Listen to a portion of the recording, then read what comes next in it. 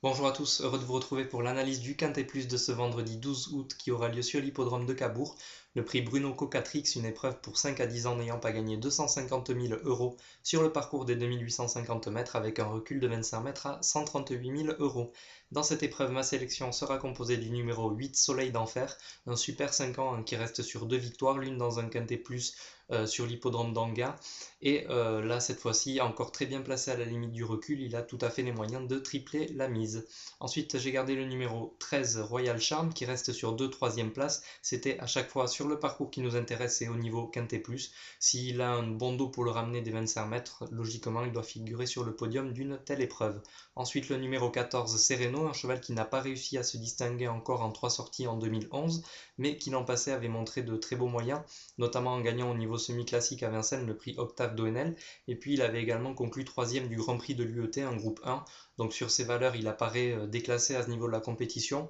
Cependant, comme son degré de forme est encore assez incertain, nous le retiendrons plutôt pour un accessite ce vendredi soir. Le 4, Saphir des Elfes, qui reste sur deux tentatives intéressantes. D'abord dans un Quintet Plus où il avait fait des extérieurs et il s'était retrouvé finalement à la lutte pour la troisième place qu'il avait perdue aux abords du poteau. Et la dernière fois sur l'hippodrome d'Anguin où il affrontait vraiment un lot très prometteur, un lot relevé avec des 4 ans de qualité comme Turbojet. Et donc il n'a pas du tout démérité ce jour-là. Saphir des Elfes, dans cette épreuve, il tourne bien à droite, il a vraiment une belle carte à jouer, au moins pour les accessites. Le 2, Sundanover, là aussi c'est logique, hein, encore la prime aux 5 ans face à leurs aînés. Et il vient de se montrer fautif. C'est l'un des nombreux atouts de l'écurie d'Hanover ce vendredi soir, mais c'est à n'en pas douter le meilleur.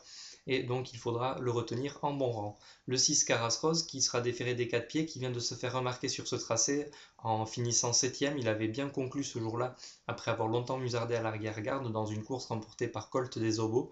Et son entraîneur Christophe Le Bissonnet fait preuve d'une belle confiance. Donc le 6 Caras Rose pour pimenter les rapports, ça peut être vraiment intéressant dans cette épreuve de vendredi.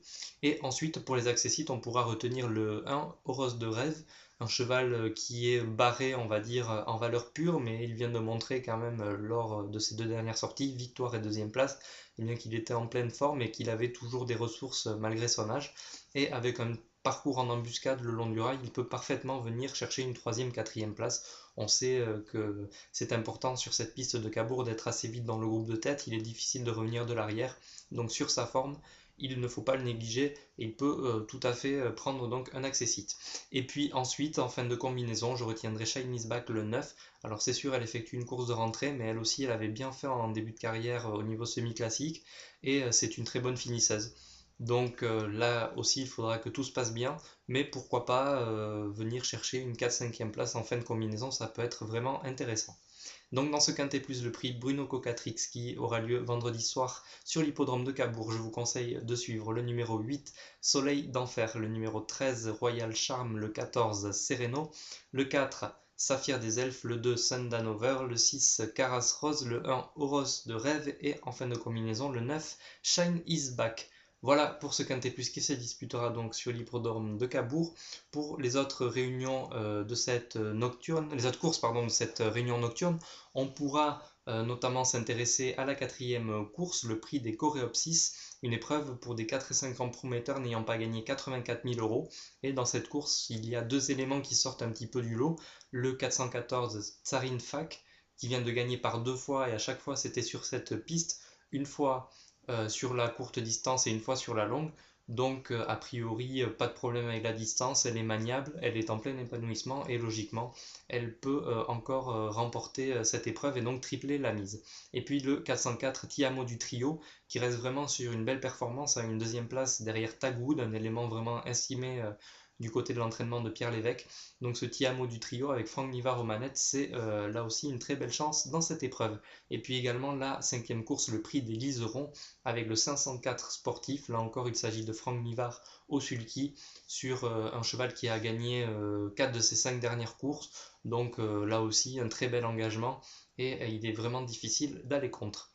Voilà pour cette réunion nocturne. On va maintenant s'intéresser aux deux réunions diurnes qui mettront aux prises les galopeurs. Donc on va commencer par la réunion 1 qui aura lieu sur l'hippodrome de Deauville. Et là, il faudra s'intéresser dans un premier temps à la course 2, le prix Manganat, un groupe 1 pour chevaux arabes de 4 et 5 ans sur la distance de 2000 mètres.